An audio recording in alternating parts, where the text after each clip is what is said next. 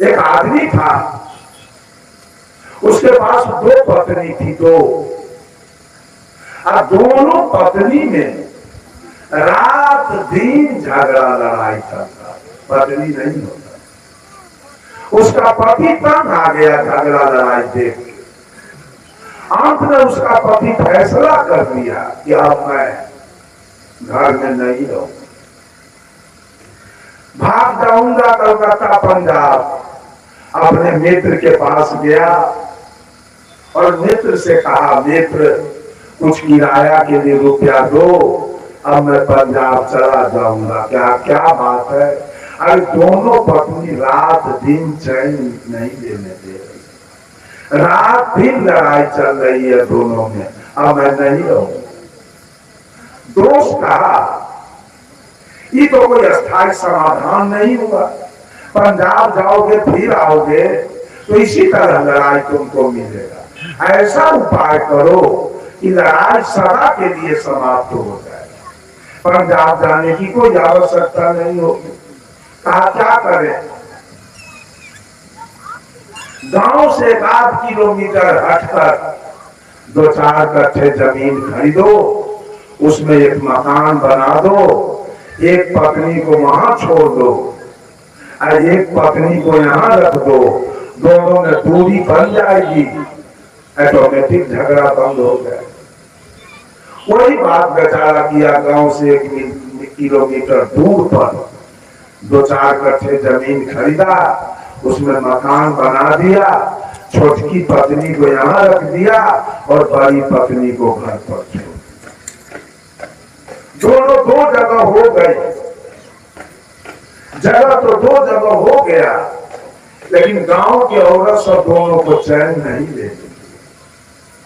इसको भी जाके कुछ सिखाती थी और उसको भी जाके कुछ पढ़ाती थी। या तो यही आ जाए उसके यहाँ, अरे तो यही चली जाए उसके। झगड़ा बंद नहीं हुआ, घर तो 2 जगह हो गया, लेकिन झगड़ा बंद नहीं हुआ। जब झगड़ा बंद नहीं हुआ तो अंत में बेचारा किसी से किराया मांग लिया और पंजाब भाग गया। और पंजाब जब भाग गया तो आना नहीं चाह रहा। ये दोनों को लड़ाई देख करके वो आना छोड़ दिया। 12 वर्ष पंजाब में बिता दिया। जब 12 वर्ष पंजाब में बीत गया तो इनकी बड़ी पत्नी चिट्ठी लिख रही है पति के पास। माघ का महीना उतर रहा है, फागुन का महीना चल रहा है। इनकी पत्नी चिट्ठी लिख रही है, पतिदेव आपके चरण कमलों में मेरे तरफ से सादर प्रणाम, और आपके चरण की कृपा है तो मैं बिल्कुल सकुशल रहा करती हूँ। न भोजन का दुख है, न कपड़ा का दुख है, न कोई गहना जेवर का दुख है, न कोई श्रृंगार के सामान का दुख है, वह आपके चरण की कृपा है। लेकिन पतिदेव 2 बातों का दुख मेरे जीवन में जरूर है। वो कैसा है? जब दिन में सारा काम करने के बाद मैं भोजन करने के लिए बैठती हूँ तो पति देव आपका याद आता है। मैं अभी भोजन करने के लिए बैठी हूँ और मेरे पति कल कारखाना से काम करके अभी भूखे प्यासे आए होंगे, तो मेरे पति को अभी खाना बना के कौन दिया हो। और दूसरा दुख तब होता है जब रात्रि में सब काम करने के बाद भोजन के पश्चात जब मैं बिछावन पर सोने के लिए जाती हूँ तो आपका याद आता है। मैं अभी सो रही हूँ, मेरे पति कल कारखाना से काम करके अभी थके मादे आए होंगे, तो मेरे पति का भी सेवा कौन किया हो। ये 2 दुख बड़ा सता रहा है। पति देव मेरे बातों से दुख न हो तो आगे होली का दिन आ रहा है, 2-4 दिन के लिए आओ, दर्शन दे दो और पुनः पंजाब चला जाए। चिट्ठी लिख के और लेटर बॉक्स में गिरा रही थी। कभी गांव के कोई औरत देख लिया और इसके शौकीन को जाके कर कहा दिया तुम भी चिट्ठी लिखो, तुम्हारी शौकीन चिट्ठी लिखी है। ऐसा न हो कि कपड़ा गहना जेवर मिठाई श्रृंगार का सामान रुपया पैसा सब तुम्हारे शौकीन की याद है, तुम भी लिखो चिट्ठी। कल हो के छोटकी चिट्ठी लिख रही है।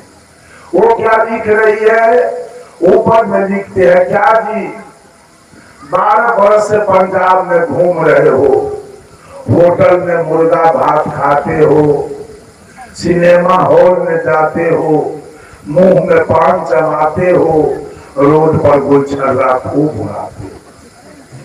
कुछ याद है हमारी जिंदगी 12 वर्ष से कैसे कट रही है, याद है?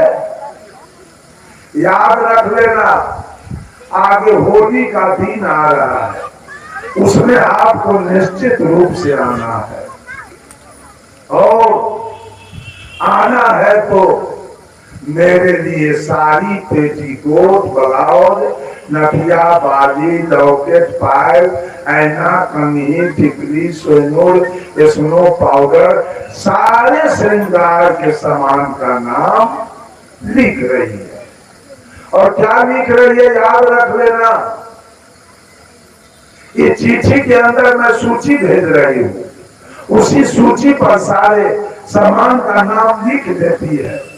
और अंत में लिख रही है याद रखना, जिस दिन आओगे उस दिन मैं अपने सूची से सारे सामान को मिलाऊंगी। अगर एक भी सामान कमी आया, एक भी सामान डुप्लीकेट आया तो एक भी झाड़ू धरती पर नहीं। छोटकी लिख दिया, चिट्ठी गिराया, चिट्ठी गया पंजाब, डाकिया इसके हाथ में दिया, चिट्ठी पढ़ के बेचारे को दीने में तरेगम दिखाई देने। डर के मारे डेरा से रुपया लिया गया, दुकानदार को चिट्ठी दिखाया, पढ़ लीजिए ठीक से, सही सही सामान दीजिए, ऐसा न हो कि सारा झाड़ू हमारा पीछे पड़ जाए। दुकानदार सही सही सामान दिया, एक भी सामान कमी नहीं, एक भी सामान घटिया नहीं, सारा सामान दे दिया। बेचारा पॉलीथीन में रख के अपने डेरा पर आया और सारे सामान को अटैची में सजा लिया। 2 अटैची सामान भर गया, दोनों अटैची लिया, स्टेशन गया, टिकट कटाया, गाड़ी में बैठ गया। मानिए यही रूड़ा स्टेशन उसको उतरना था। यहां से कितना दूर होगा रूड़ा? 2 किलोमीटर। और 2 किलोमीटर इसी गांव में आना था। उस समय रिक्शा कम कोई था नहीं स्टेशन पर। बेचारा दोनों हाथ में एक हाथ में एक अटैची लिया और चल दिया। वहां से रास्ते में चलते चलते पसीना आ गया। गांव के कोई औरत इसको आते हुए देख लिया तो इसके बड़ी पत्नी को जाके कह दिया, है जी तुम्हारे दुल्हा तुम्हारे पति पंजाब से चले आ रहे। बड़की को तो लगा कि मेरा भगवान आ रहा है, और दौड़ते हुए गई आगे और पति को पैर छू के प्रणाम किया और दोनों हाथ से अटैची ले लिया। पति देव आगे आगे और बड़की पत्नी पीछे पीछे आई। अपने घर पर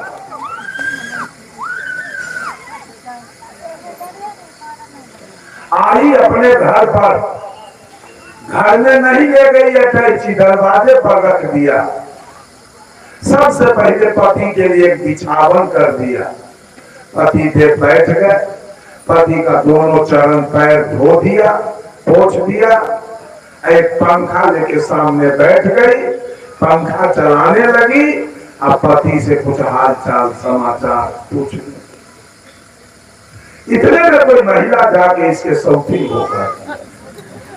आ गया तुम्हारा पति, अब 2 अटैची है, जल्दी करो। बड़की के दरवाजे पर दोनों अटैची है, ऐसा ना हो कि बड़की दोनों पार कर दे। जल्दी जाओ। आ गई छोटकी और दूर से कहती है, क्या जी आ गए? कहीं कहा, अरे हाँ आ गए। अरे पहले सूची निकालो, मैं भी सूची लेके आ रही, पहले सामान तो मिलाओ। सूची लेके आई, ये भी बेचारा सूची निकाला और सारा सामान को मिलाया। सारा सामान मिल गया एक मुझे, एक भी सामान कमी नहीं था। दोनों अटैची में बांध करके और दोनों अटैची उठा के छोटकी चल दी। जब छोटकी दोनों अटैची लेके चल दिया तो बड़की खाली हाथ अपने आंगन की ओर घर में चल दी, दरवाजे पर। तो पति देव बड़की के पीछे पीछे चल दी। गांव के महिला सब और सब उस जगह खड़ी थी। महिला सब बोली, क्या जी यही तुम्हारा न्याय है? 12 वर्ष पर पंजाब से आए हो, जानते हो कि 2 पत्नी तुम्हारे पास है और 2 अटैची तुमने लाया था। वाजिब क्या था तुम्हारा? दोनों पत्नी को एक एक अटैची देना। क्यों? आगे होली का दिन आ रहा, दोनों को एक एक अटैची देना चाहिए। कितना बड़ा अन्यायी तुम हो, कितना बड़ा बेईमान। छोटकी को दोनों अटैची दे दिए, अब बड़की के पीछे खाली हाथ जा रहे। तो पति देव ने जवाब दिया उस औरत से, सुन लो, ये जो हमारी छोटकी पत्नी है, इसको हमारे सामान से प्रेम है, तो सामान लेके ही जा रही है। और ये जो हमारी बड़की पत्नी है, इसको हमारे जान से प्रेम है, इसलिए। बोलो आप लोग, पति बड़ा होता है कि सामान? पति किसको मिला? बड़की को मिला। भगवान किसको मिलेगा? जो चाहेगा उसको ना। जिंदगी भर का बेटा बेटी या पारा पाली या बाछा बाछी, खसी बकरी के रोजगार महिला सब करती है। एक बेटा चाहिए, एक नाती चाहिए, एक पोता चाहिए, एक दूल्हा चाहिए, एक दामाद चाहिए, जमीन चाहिए, मकान चाहिए, दुकान चाहिए, नौकरी चाहिए। तो मिलेगा क्या? पति कैसे मिलेगा? भगवान कैसे मिलेगा आपको? आप तो कर्म कांड में फंसे हो। जिंदगी भर कुछ मांगने के चक्कर में सारी भक्ति हो रही है, मांगने के लिए, भगवान से कुछ मांगने के लिए। यह है उपासना कांड। बेटा मांगने से नहीं मिलेगा, बेटी मांगने से नहीं मिलेगी, घर मांगने से नहीं मिलेगा, जमीन मांगने से नहीं मिलेगा, मकान मांगने से नहीं मिलेगा। बंधुओं, उसके लिए श्रम करना होगा, परिश्रम करना होगा, तब। ये दुनिया के लोग उपासना कांड में लगे। उपासना के 7 शाखा है, सूर्य, शिव, शक्ति, गणपति, विष्णु, राम और कृष्ण। यही देवा देवी के चक्कर में, पूजा में ये सारा दुनिया लगा है कि हमको कुछ मिले। कभी नहीं मिलेगा, इसका अंतिम परिणाम भुगतना होगा। कर्म का परिणाम जीव को भुगतना होगा कि किसी मादा जाति के गर्भ में जाएगा और वहां से शरीर पकड़ के आएगा और कर्म करके यहाँ मरेगा। बैल बनेगा तो बैल में कर्म करेगा, घोड़ा बनेगा, हाथी बनेगा, ऊंट बनेगा, गधा बनेगा, गाय भैंस कुत्ता गीदड़ जो भी बने, कर्म का बदला चुका के जाना होगा। और उपासना का अंतिम परिणाम होगा, कल्याण तो नहीं होगा। उपासना से भी जीव का कल्याण, आपके जीवन में शांति नहीं आ सकती। उपासना से क्या होगा? इच्छा होगा फूल और समाधान होगा फल। आपके मन में इच्छा के फूल खिला था, एक नाती चाहिए, चाहे एक मकान चाहिए। मकान हो सकता है, नाती हो सकता है, लेकिन जीव को शांति नहीं।